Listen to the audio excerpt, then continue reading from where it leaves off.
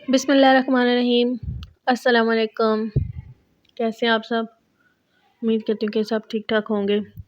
तो आज मैं सर्दियों की एक बहुत ही मज़े की सौगात आपके लिए लेके आई हूँ, जो कि है मकई की रोटी।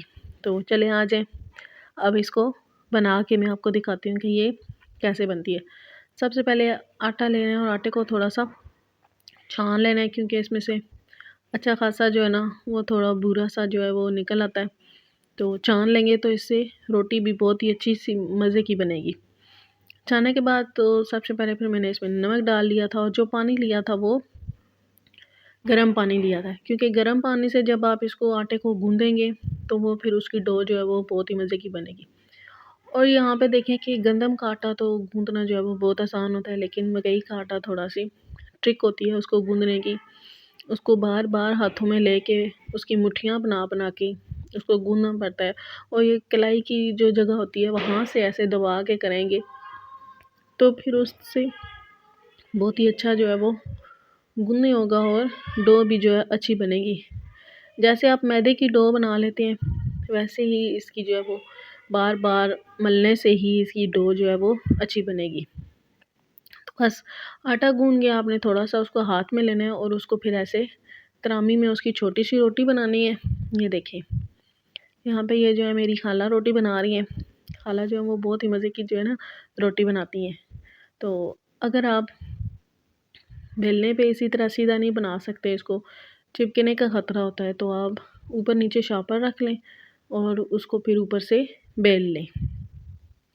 पहले शापर रखें, फिर रोटी, और फिर उसके ऊपर शापर डाल लें और फिर उसको अच्छे से बेल लें। फिर आपने उसको मोटा रखना है, पतला रखना है। पतली होगी तभी वो मज़े की होगी। ये देखें, माशाल्लाह से रोटी जो है वो बहुत ही मज़े की बनी है, और आटा भी बहुत मज़े का आटा था। ये देखें, तो तवे को पहले ऑयल लगा लेना है अच्छे से, और फिर उसके ऊपर रोटी डाल लेनी है।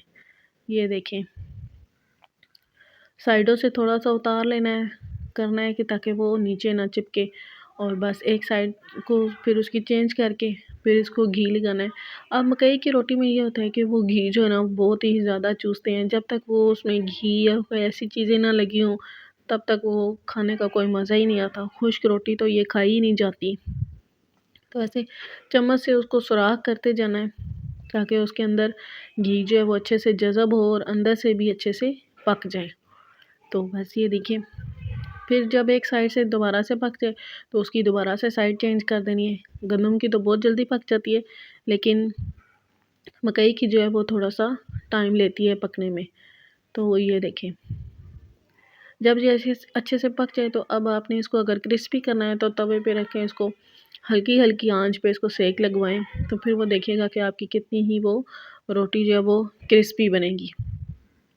ये देखें, माशाल्लाह से रोटी जो है वो बहुत ही मज़े की बनी है, और अगर इसके साथ साग हो जाए, लस्सी हो जाए तो बहुत ही मज़े जो है ना वो दुभाला हो जाता है।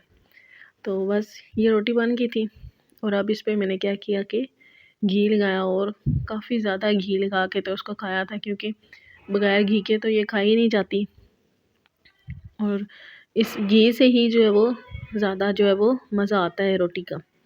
तो ये देखिए, रोटी जो है माशाल्लाह से बना ली है अल्हम्दुलिल्लाह। तो उम्मीद करती हूँ कि आपको ये अच्छी लगी होगी। आप भी ज़रूर बनाइएगा, ट्राई कीजिएगा, कमेंट्स करके बताइएगा कि आपको कैसी लगी। अल्लाह हाफ़िज़।